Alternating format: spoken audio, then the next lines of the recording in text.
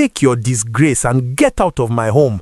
Go find your God. Perhaps he will bless you with the child you could never give me."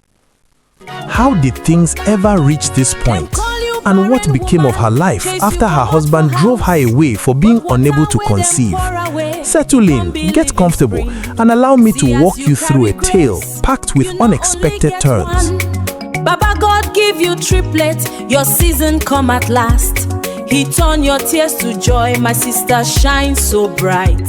He turn your tears to joy, my sister shine so bright. Some years ago, in the thriving town of Millfield, there lived a man named Victor.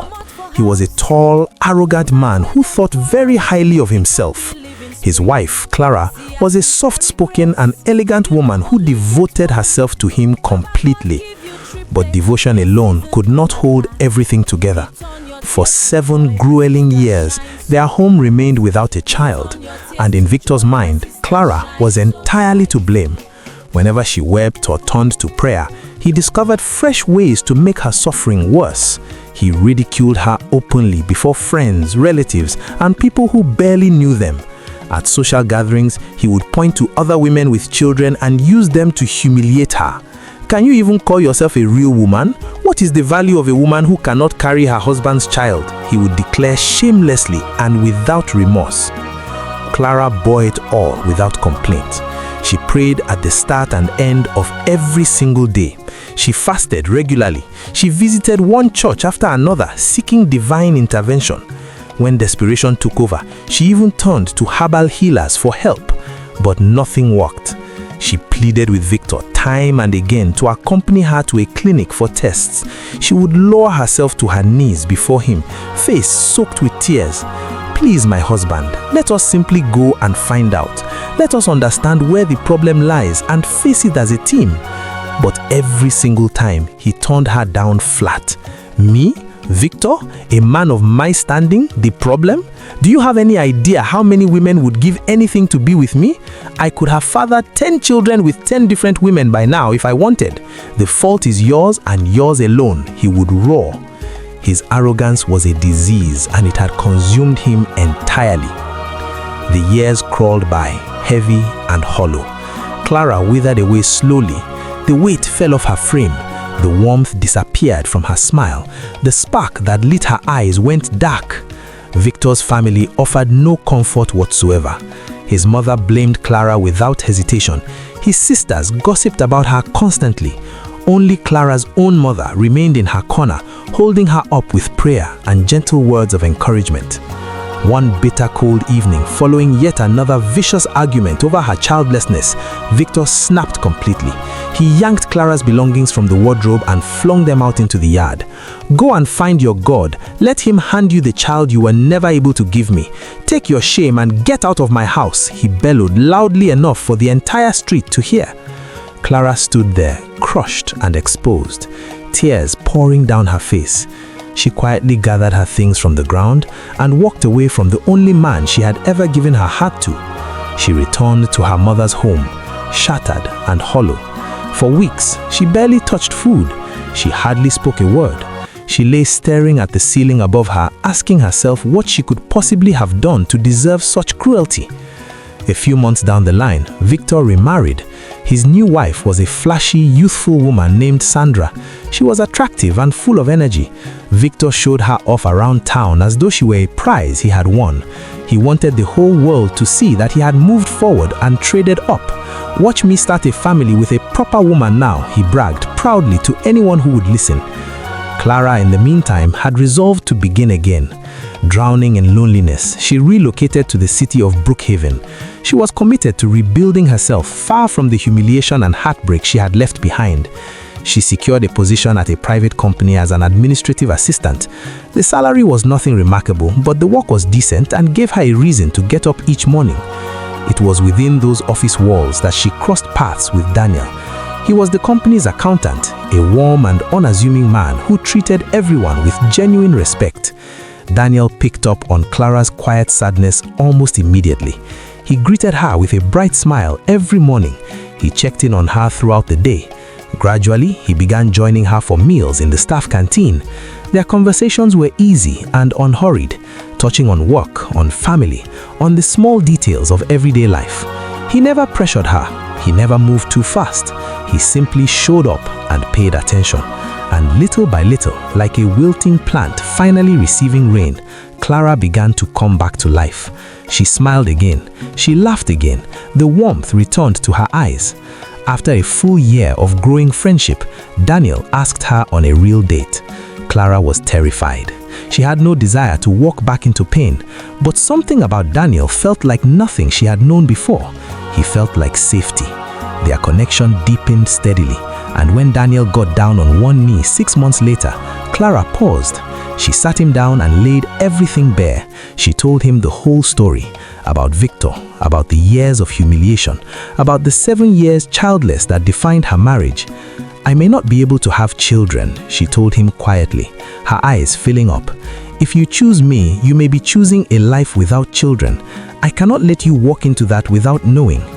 Daniel reached across to her and wrapped her hands gently in his.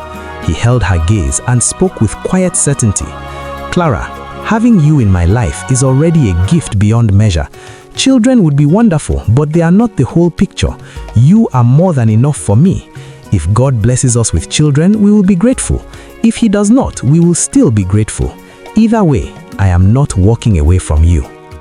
That night, Clara cried harder than she had in a long time. But for the first time in years, her tears carried no grief. They married in a small, intimate ceremony attended only by their closest family and friends. I promise to love you faithfully, in joy and in sorrow. I promise to be your faithful partner, love and cherish you always. There was no extravagance, no performance, only sincere love and a quiet, solid promise to each other. For a while, life was simply beautiful. Clara found deep satisfaction in the everyday, preparing meals for her husband, worshiping together on Sundays, strolling hand in hand through the neighborhood in the evenings. She had made peace with the possibility that motherhood might never come, and she was genuinely learning to find wholeness in what she already had. Then, about a year after their wedding, something unexpected began to happen. Clara started feeling unusually drained at work. She would doze off right at her desk. Waves of dizziness hit her throughout the day. She assumed it was exhaustion or perhaps a passing illness. One afternoon, she collapsed in the middle of the office. Her co-workers rushed her straight to the nearest hospital. Oh my God, she's not breathing. I'm calling an ambulance now. Hurry, she's completely out. Hello, we need help. Daniel abandoned everything and raced to be by her side, his chest tight with worry.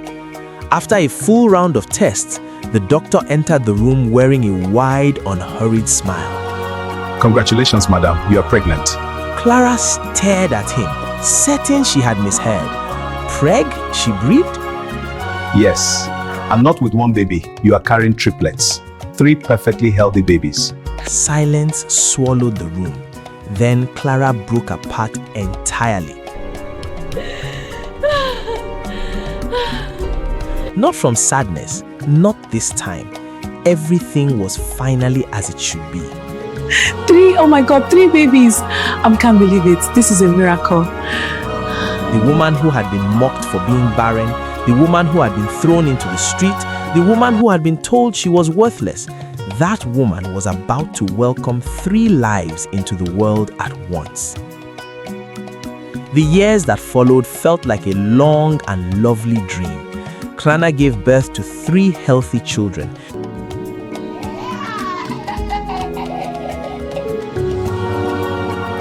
She named them Rose, Aaron, and Nathan. They were her greatest joy and her deepest pride. Daniel was promoted at work and their circumstances transformed. They moved into a larger, lovelier home. Clara eventually opened a small daycare center, channeling every ounce of love inside her into nurturing little ones. Life was rich. Life was still. Then, one bright afternoon, a courier appeared at her front door, carrying a shimmering envelope. Here's your letter, ma'am. Oh, thank you so much. Have a great day. You too. Inside was an invitation card to a naming ceremony. It was from Victor. Her hands gave a faint tremor as she read through it. After all that had passed between them, after all the wounds he had carved into her, he was reaching out. But not to make amends, not to say sorry. He was summoning her to witness the celebration of his new baby. The message printed on the card read, "Come and behold what the Lord has done for us." Clara read those words several times over. The meaning behind them was unmistakable. He wanted her to show up and be reminded that he had succeeded where she had supposedly failed. He wanted her there to feel small. He still carried the same false belief that she was the one who had been broken. He had not the faintest idea that she had rebuilt her life. He did not know about her children. When Daniel arrived home that evening, she handed him the envelope. He read it in silence, his expression thoughtful and measured. Do you want to go? A part of me says to do not name, but another part of me feels pulled toward going. Daniel was quiet for a moment. Then he looked at her steadily and said, Go, my love. There are times when God allows the very people who doubted you to become the ones who witness your vindication. Let him see with his own eyes what your life has become, not to humiliate him, but to let the truth speak for itself. Clara sat with the decision for 2 full days. She prayed over it carefully, and when she finally made up her mind, she was at peace. She would attend, but she would not arrive quietly. She would walk in with her head lifted and her children beside her. The morning of the ceremony came. It was a bright Saturday. Victor's home was overflowing with guests. Tents and canopies stretched across the entire compound. A live band filled the air with music. Tables were loaded with food and drinks. This is such a wonderful celebration. Yes, the food is amazing. To the parents and the baby. Victor had gone all out. He moved through the crowd, greeting people with Sandra on his arm, their baby cradled against her. His face was one enormous self-satisfied grin as he soaked up the praise from every direction. Our little one, so perfect. Yes, our blessing. Feel the love. Thank you all. God has finally honored me with a child. It just required the right woman beside me. Shortly after midday, with the celebration at its peak, a deep rolling rumble of an expensive engine drew every head toward the gate. A gleaming black luxury car glided to a slow, deliberate stop at the entrance. The gate man straightened up immediately, uncertain of who could possibly be arriving in such a vehicle. Every single eye in the compound shifted toward the car. The noise faded. The driver stepped out first and opened the rear door with purpose. And then, with the composure of a woman who had earned every step, Clara emerged. She wore a sweeping royal blue lace dress that caught the light as she moved. She walked herself like someone who had walked through the worst kind of fire and discovered she was made of something that could not burn. But it was not her elegance that silenced the crowd. It was what came next. Gripping each of her hands were 3 small, beautiful children. Come on, darlings. Let's go join the celebration. 2 little boys dressed in matching cream and white, and a girl in a pristine white frock. They were around 3 years old. Their faces so alike, it was immediately obvious that they were triplets. But water where them pour away, it can't be living spring. See, as you carry grace, you not only get one. Baba God give you triplets, your season come at last. He turn your tears to joy, my sister shine so bright. He turn your tears to joy, my sister shine so bright.